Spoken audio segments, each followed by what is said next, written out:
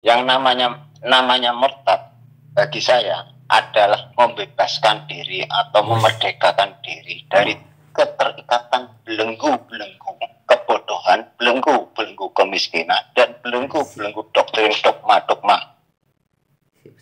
Jadi kita murni bertuhan tanpa ada ikatan apapun, tanpa ada doktrin dari manapun, murni mengenal diri kita siapa, Tuhan kita siapa. Nah, keren. Kita hidup di dunia ini, tugas kita apa, peran kita apa. Jadi makanya kita sering bertanya, aku ini tercetus di dunia ini, aku harus apa, aku harus bagaimana, begitu. Iya. Jadi paham sangkan paraning dumadi ya, ngerti diutus jadi Rasul Allah dalam visi dan misi apa, untuk tujuan apa. Sip. Sebab semua makhluk di alam semesta, apapun namanya, siapapun dia, itu adalah utusan-utusan Tuhan. Yes. Halo sobat-sobat semuanya, jumpa lagi di channel Warta Kabar Baik. Selamat pagi buat yang menyimak video ini di pagi hari. Selamat siang, sore, dan malam buat yang menyimak di siang, sore, atau malam hari. Sobat-sobat, video-video di channel Warta Kabar Baik ini hanya dikhususkan bagi jiwa-jiwa atau orang-orang yang berpikiran terbuka ya. Bagi yang tidak berpikiran terbuka, skip aja deh. Oke, terima kasih semuanya. Jangan lupa subscribe, like, komen, dan share ya. Nah, ini telepon dari Pak Monang. Halo, selamat siang. Rahayu Pak Monang. Rahayu. Ya, gimana Mas, mau dilanjut? Silakan. Lanjutkan langsung, mumpung ada waktu sampai selesai. Ini temanya membahas apa, agama apa Tuhan? Terserah. Pak Monang tergerak untuk menyampaikan apa? Sebetulnya kedua-duanya. Iya, lanjut, silakan Pak. Dengan pertanyaan apa ini saya memulainya? Monggo, apa yang Bapak ingin, ada rasa getar yang mau disampaikan, sampaikan aja. Itu kan kemarin di video yang kemarin tuh banyak teman-teman atau komentator yang menanyakan mana lanjutannya, mana sambungannya, kan begitu ya.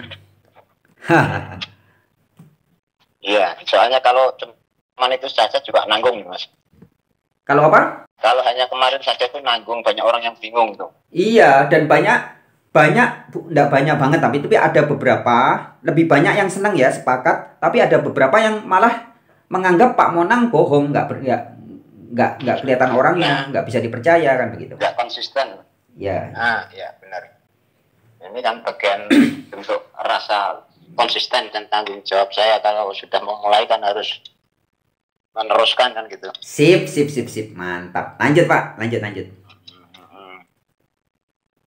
Sekarang pertanyaan sampai apa dulu, nanti saya kan tinggal melanjutkan. Okay. Saya mulai mempertanyakan tentang istilah murtad permanen. Itu kan harus diklarifikasi juga Pak, bahwa Bapak bukan murtad dari Tuhan yang asli ya.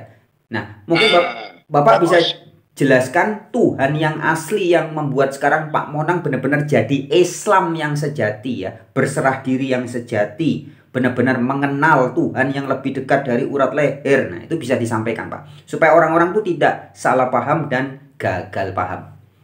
Monggo. Yang namanya murtad bagi saya adalah membebaskan diri atau memerdekakan diri dari keterikatan belenggu-belenggu kebodohan, belenggu-belenggu kemiskinan, dan belenggu-belenggu doktrin dogma-dogma. Jadi kita murni bertuhan tanpa ada ikatan apapun, tanpa ada doktrin dari manapun, murni mengenal diri kita siapa, Tuhan kita siapa. Sip. Nah, keren. Kita hidup di dunia ini, tugas kita apa, peran kita apa. Jadi makanya kita sering bertanya, aku ini tercetus di dunia ini, aku harus apa, aku harus bagaimana, begitu. Iya. Jadi paham sangkan paraning dumadi ya, ngerti diutus jadi Rasul Allah dalam visi dan misi apa, untuk tujuan apa. Sip. Sebab semua makhluk di alam semesta, apapun namanya, siapapun dia, itu adalah utusan-utusan Tuhan. Yes, mantap Pak, mantap. Rasulullah. Semua makhluk di alam semesta ini dia itu adalah ayat-ayat Tuhan, Ya. firman-firman Tuhan. Tergantung kita bisa membacanya enggak. Iya. Itulah yang dinamakan tanpa tulisan bisa diwaca. Iya, betul. Kitab tanpa tulisan, benar. Nah, firman Tuhan itu tanpa suara bisa dirungokno. Loh? Keren. Iya Pak, terus Pak. Sip. Mantap Pak. Jadi bukan ada munculnya kitab terus Tuhan pensiun tidak berfirman, tidak. Iya. Tuhan itu berfirman kapan saja, di mana saja, dengan siapa saja. Iya. Ya, itu Tuhan yang asli Pak ya. Tuhan yang asli meliputi segala sesuatu, sehingga dia selalu berfirman kepada segala sesuatu dengan tak terbatas dengan berbagai cara. Sip. Iya, benar. Makanya saya menurut pendapat saya itu begini, Mas. Tuhan itu anteng-manteng, jumeneng ana ing sakabeh jeneng tanpa jeneng. Nah, iya. Diulangi pelan-pelan Pak. Bagus nih. Anteng-manteng tanpa jeneng, jumeneng ana ing sakabeh jeneng. Wis. Anteng-manteng tanpa jeneng, jumeneng ing sekabehing jeneng. Sekabehing jeneng. Itu kalau saya izin menerjemahkan dalam bahasa Indonesia, mungkin teman-teman yang tidak paham bahasa Indonesia ya. Jadi Tuhan itu anteng-manteng itu apa ya? Kedamai, tentram, tenang, ya. Tanpa batas. Ya, tanpa batas ya. Dia anteng-manteng tanpa nama, tapi dia melingkupi segala yang dikasih yang ada namanya. Semua nama. Iya, sip. Nama apapun itu, termasuk mau nama kotoran, babi, kiri, anjing, semua di situ ada dia. Meliputi segala sesuatu, mantap.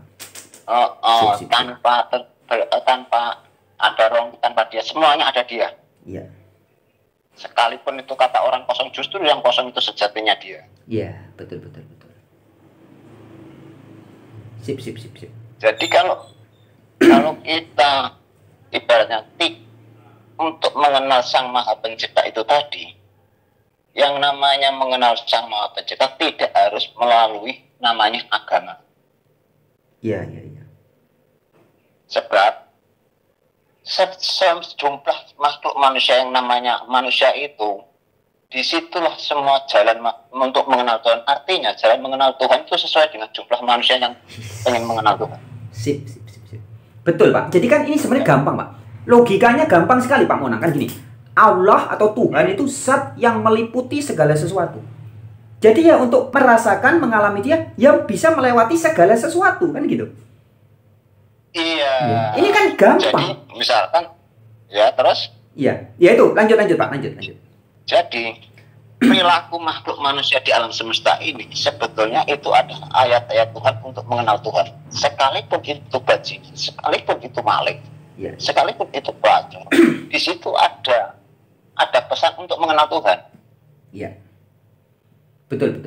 Nah, makanya kita kalau semakin terbelenggu dengan doktrin dogma, dongeng-dongeng itu, kita semakin bodoh bukan semakin waras. Iya ya, semakin kotor ya, semakin kadarun, semakin kadrun. Betul.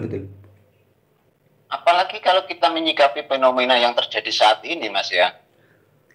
Yang tidak sama caranya dengan kelompok A, dianggap sesat, syirik, musyrik, kafir. Justru yang mbahnya sesat itu orang yang menilai orang lain sesat. Iya. Nah itu. Jadi bagi orang-orang yang sudah paham dengan Tuhan, itu tidak mau memvonis si A si B begini tidak. Hanya tersenyum dan tertawa, itulah cara Tuhan untuk mengenalkan dirinya, makhluknya untuk mengenal diri gitu nah. Iya. Keren. Jadi kita ini posisinya itu harus adil karena Tuhan itu maha adil, Mas. Nggih. Maha adil artinya menilai segala sesuatu jangan hanya sepihak. Betul. Jangan hanya positifnya saja, jangan hanya minusnya saja, harus min dan plusnya kita sambungkan jadi nyala gitu. Iya. Betul ya. Gitu. Sip. Iya. Jadi hal-hal semacam ini kan jarang tersampaikan, Mas. Sebab apa? Pemikiran semacam ini mengganggu eksistensi belantik dan maklar agama. Karena apa? Dia akan terganggu pendapatannya jika orang punya paham seperti ini. Iya, betul. Iya, betul. Jika orang punya kesadaran seperti Pak Monang ini, maka belantik-belantik penjual-penjual agama itu bangkrut semua, Pak. Ditinggal semua. Nggak laku. Nggak laku, iya, betul. Betul. Makanya ini menakutkan, dalam tanda kutip, kesadaran seperti Pak Monang ini menakutkan bagi mereka. Ya mungkin, tapi bagi saya kan tidak ada kebencian dengan mereka dan tidak menyalahkan mereka. Ya, karena memang levelnya masih segitu ya, memang begitu ya. Anak TK ya nangisan, ya pancen ngono, wis sudah bener anane kan gitu. Sudah betul keberadaannya begitu. Ya. Sebab kalau masalah laku itu Mas ya, kalau saya kan punya metode sendiri. Ya, kalau dalam istilah agama ada yang namanya istilah syariat, tarekat, hakikat, ma'rifat, gitu. Ya. Mungkin ada istilah lagi mujahadah, musyaadah, muraqabah dan muhasabah kan begitu. Iya. Tapi aku menemukan dengan caraku sendiri, yaitu dengan cara apa? Baca diri, koreksi diri, tahu diri dan sadar diri. Ya. Ini lebih mudah untuk disampaikan kepada bangsa Indonesia karena bahasa sesuai dengan bahasa kaum di sini gitu. Iya, mengenal diri, tahu diri, sadar diri. Apalagi tadi Pak? Coba diulangi pelan-pelan Pak Monang. Baca diri, membaca diri, koreksi diri, tahu diri, sadar diri. Ya, jadi membaca diri teman-teman ya. Kitab Iqra, kitab Baqarah. Bacalah kitab kita nih. Dibaca, koreksi, ya. Dipahami, tahu salahnya di mana, benarnya di mana, terus sadar. Nah, itu. Sip. Nah, dalilnya nggak perlu banyak-banyak. Dalilnya hanya satu, eling lan waspada. Tidak mencukupi semua kitab di seluruh dunia itu. Iya ya, eling lan waspada. Eling siapa jati diri kita, eling hakikat kita, eling ini kita dari mana, kembalinya kemana. Eling Tuhan kita, eling istri kita, eling anak kita, eling tetangga kita, eling sahabat kita, eling peliharaan kita. Iya. Sip.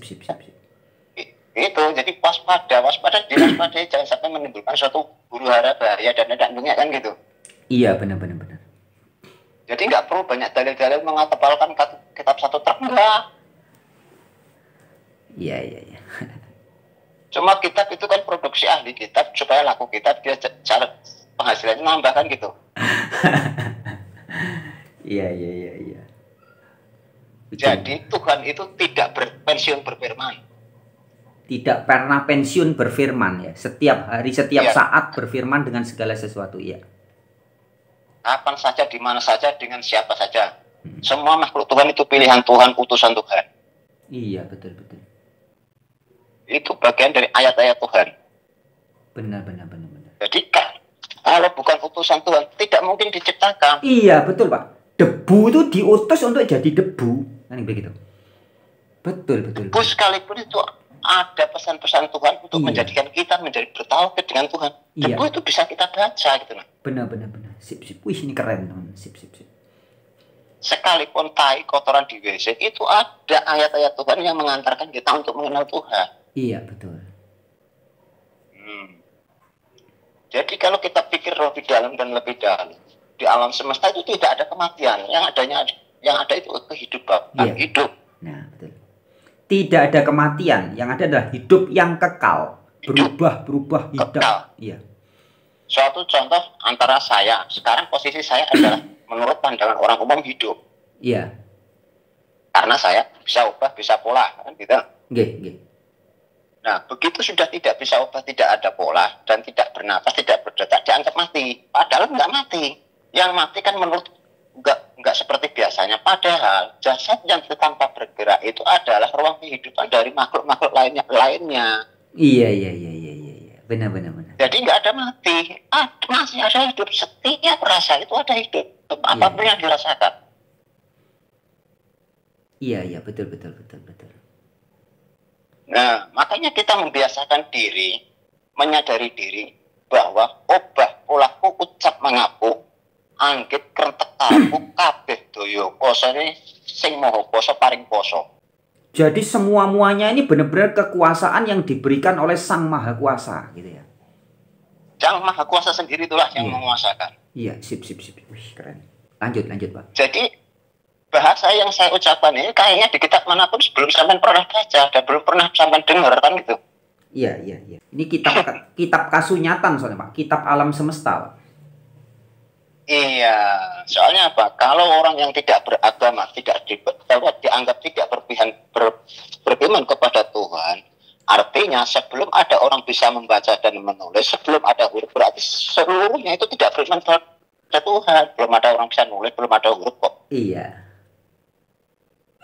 Nah, kalau memang sebelum ada huruf itu ada orang beriman, artinya tanpa kitab juga kita bisa menjadi beriman, tanpa agama juga bisa beriman, gitu nah. Betul sekali, Pak. Jadi kita jangan terlalu sibuk ngurusi tentang agama, tentang agama itu jujur alat-alat pembodohan kita supaya kita selalu ribut, terlalu sibuk dengan urusan itu, akhirnya apa? Kebodohan berkelanjutan. Iya. Alat pembodohan. Yang paling penting kita adalah konsen membaca diri kita ini, tanggung jawab kita depannya bagaimana, kasarnya kan begitu, lebih majunya, lebih bagusnya kehidupan kita bagaimana, menghadap Tuhan bagaimana, komunikasi dengan Tuhan bagaimana, itu lebih nyaman, lebih rileks, lebih enak. Iya, betul. Sekarang kan banyak, kalau kita amati dalam satu agama itu pecah jadi sekian mazhab, sekian anggota. Islam saja terpecah jadi 73 golongan. Iya. Hanya satu yang golongannya Nabi, ya kan? Iya. Kalau kita semua mengaku paling benar, semua mengaku paling baik, terus yang mana yang bisa dipercaya? Daripada bingung-bingung ya kita ambil alih, kita cari sendiri kan gitu. Iya, betul sekali. Iya, saya kan biasanya begitu, Mas. Simpel sebenarnya. Iya, betul Pak. Simpel, daripada aku bingung-bingung mengekor dengan ajaran-ajaran orang lain di luar diriku, lebih baik aku menggali potensi diriku. Iya, dari dalam diri. Betul sekali. Sip. Sebab kalau kita masih mengekor dengan paham-paham orang lain, pendapat orang lain, dalil-dalil orang lain, artinya kita ini orang yang bodoh, tidak percaya dengan diri sendiri. Iya. Nah, alangkah bodohnya kita mempercayai pendapat orang lain, tidak percaya dengan diri sendiri. Sedangkan Tuhan itu tidak berjarak dengan diri. Iya, itu sudah nggak nyambung. Kita dengan Tuhan tidak berjarak. Berarti kok bisa-bisanya ada orang mempercayakan hal tentang Tuhan kepada orang lain? Kan lucu. Nah, itu kan kebodohan. Iya, kebodohan, betul. Kebodohan. Maka saya sering kasih kita ini tidak. Ya. Saya sering kasih ilustrasi untuk merasakan detak jantung kita saja, tidak bisa diwakilkan kepada anak, istri, suami, orang terdekat, nggak bisa. Ya kan? Kita harus merasakan sendiri. Itu detak jantung. Kalau kita kita pelajari lebih dalam, Mas, ya. Dari ujung kuku kaki hingga ujung rambut. Iya. Kalau dalam bahasa torekonya itu adalah pikir jamikul badan. Sebetulnya ini semuanya itu bisa berkomunikasi dan bisa mengingat Tuhan. Iya, betul. Betul sekali. Iya. Walaupun kuku, walaupun rambut itu punya mata, punya bahasa masing-masing untuk mengingat Tuhannya. Iya. Nah, hal semacam itu kita tidak akan bisa mencapai ke sini kalau masih berguru dengan namanya manusia. Betul. Nah, makanya kita harus belajar berguru dengan diri kita sendiri yang sesungguhnya. Sip, wih, keren. Nah, begini loh, Mas. Kadang-kadang saya itu sangat prihatin juga melihat bangsa ini. Walaupun saya ini orang nggak sekolah, tapi prihatin ada. Banyak orang-orang yang bergelar profesor, doktor, S1, S2, S3, bahkan sampai S lilin sekalipun. Kadang-kadang berpendapat tentang Tuhan masih berdasarkan kitab dan dalil. Iya. Artinya dia sendiri belum paham tentang Tuhan. Iya. Ya memang iya, Pak. Orang kalau sudah paham tentang Tuhan, merasakan eksistensi kehadirannya, itu tidak berdasarkan dalil. Betul. Bisa berfirman. Tapi bercerita. Iya. Tapi real bercerita tentang diri pribadinya sendiri. Iya. Kenapa kita harus bangga dengan cerita-cerita bangsa asing? Nah, sedangkan yang kita ceritakan itu adalah cerita orang-orang asing. Kita juga manusia punya hak untuk membuat cerita. Iya, betul. Nah ini jadi kita itu harus memulai bangkit untuk sadar gitu Iya, betul Pak. Kenapa saya berani berbicara semacam ini Mas? Apa yang menjadi pemikiran saya, penemuan saya jika tidak saya ungkapkan, tidak saya salurkan, itu akan beku, bahkan identitasku sesungguhnya keluarga tidak mengerti. Iya, betul sekali.